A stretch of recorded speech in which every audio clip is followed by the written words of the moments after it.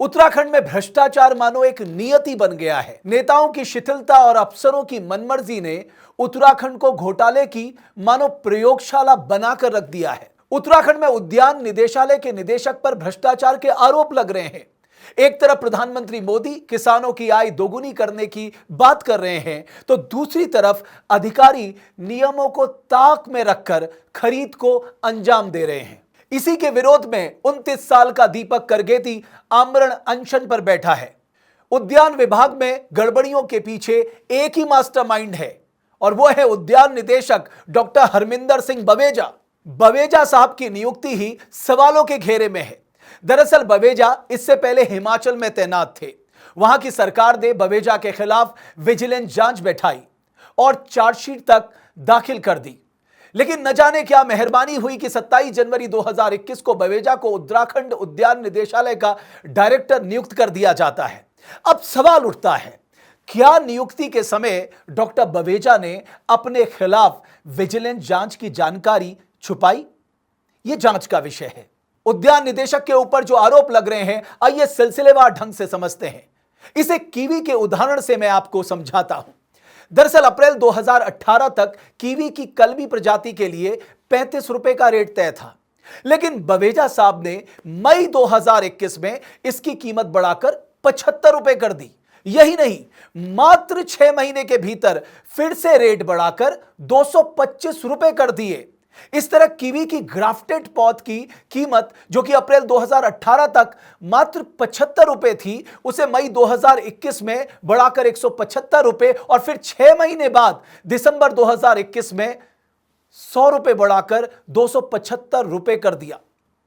अब सवाल यह उठता है कि 6 महीने में 2 बार कीमत बढ़ाने की क्या जरूरत पड़ी?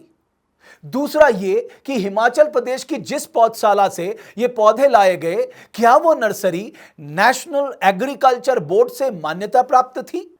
तीसरा यह कि क्या इस खरीद के लिए निविदा प्रक्रिया अपनाई गई? क्या 16 मई 2014 के शासनादेश के अनुरूप शासन से इस खरीद के लिए अनुमति ली गई?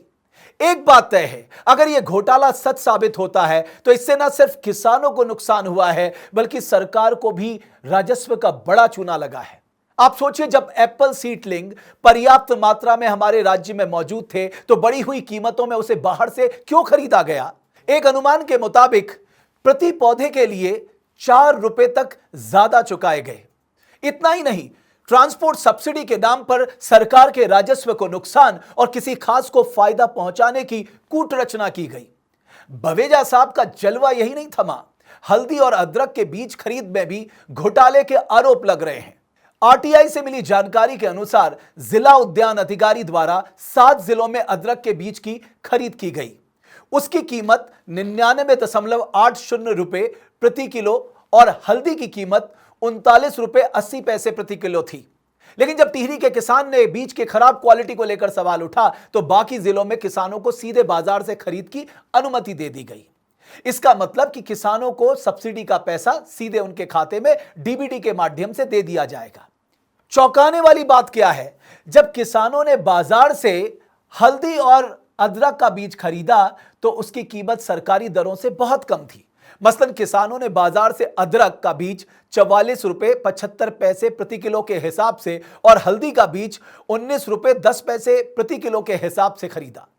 जब हमने इसका गुणा भाग किया तो पाया कि अकेले सरकार ने अदरक का बीज 1,45,54,832 रुपए में खरीदा, जबकि बचे हुए जिलों में किसानों ने उतना ही अदरक तकरीबन 54,60,131 रुपए में खरीदा। अगर अंतर देखें तो केवल अदरक खरीद में ही 90 लाख रुपए से ज्यादा का अंतर दिखता है। आप कल्पना करिए, किसानों को तो नुकसान हुआ ही, सरकार के खजाने पर भी जबरदस्त बोझ पड़ा। और अब बात करते हैं महोत्सवों के नाम पर उड़ाए गए खर्चे की। नेशनल बागवानी मिशन के दिशा निर्देशों में स्पष्ट लिखा है कि अगर आप अधिकतम 4 दिन का कोई भी अंतर्राष्ट्रीय स्तर का महोत्सव करते हैं तो अधिकतम 4 दिन के लिए 7.5 लाख रुपए खर्च कर सकते हैं। यह गाइडलाइन में है। लेकिन उत्तराखंड में किस तरह से महोत्सवों के नाम पर खूब खर्चा किया गया, वो मैं आपको बताता हूं। सितंबर 2021 में सेब महोत्सव पर 77,50,000 रुपए खर्च हो गए। अक्टूबर 2021 में मशरूम महोत्सव के नाम पर 65,50,000 रुपए खर्च हो गए। नवंबर 2021 में मसाला सब्जी महोत्सव पर 67,50,000 उड़ा दिए गए और दिसंबर 2021 में मौन पालन महोत्सव पर भी 50 लाख रुपए खर्च कर दिए गए। अब सबसे दिलचस्प क्या है? दरअसल इन आयोजनों पर प्रधानमंत्री मोदी की महत्वाकांक्षी स्कीम पर ड्रॉप मोर क्रॉप के फंड को डाइवर्ट कर दिया गया। प्रधानमंत्री सूक्ष्म खाद्य उन्नयन योजना के फंड को भी डाइवर्ट किया गया। आरटीआई के जवाब में हर जगह एक बात बड़े मोटे अक्षरों में लिखी गई है कि इन पैसों का सदुपयोग किया गया है। सवाल यह है कि क्या कोई विभाग एक योजना का पैसा दूसरी योजना पर खर्च कर सकता है? दिलचस्प यह भी है कि ये सारे महोत्सव चुनाव से ठीक 4 महीने पहले सिलसिलेवार ढंग से हुए। ऐसे कई मामले हैं जो उद्यान निदेशक डॉक्टर हरमिंदर सिंह बवेजा को कटघरे में खड़ा करते हैं।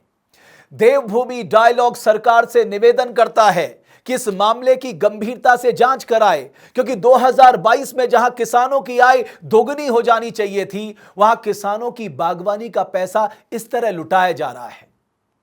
आखिर में मैं डॉक्टर हरविंदर सिंह बवेजा से कहना चाहता हूं, अगर उन पर जो ये आरोप लग रहे हैं उसका जवाब अगर वो देना चाहते हैं तो वो देवभूमि डायलॉग के मंच पर आ सकते हैं, वो अपनी बात रख सकते हैं।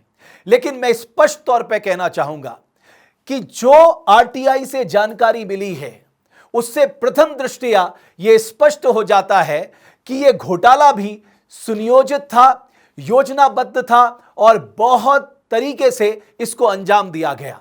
अब गेंद सरकार के पाले में है कि सरकार किसानों के साथ न्याय करती है, सरकार कंसोलिडेटेड फंड को जो नुकसान हुआ है उसकी तरफ ध्यान देती है, या सरकार डॉक्टर बवेजा के खिलाफ सख्त कार्रवाई कर अगर उन पे ये आरोप सिद्ध होते हैं उनको बाहर का रास्ता दिखाती है।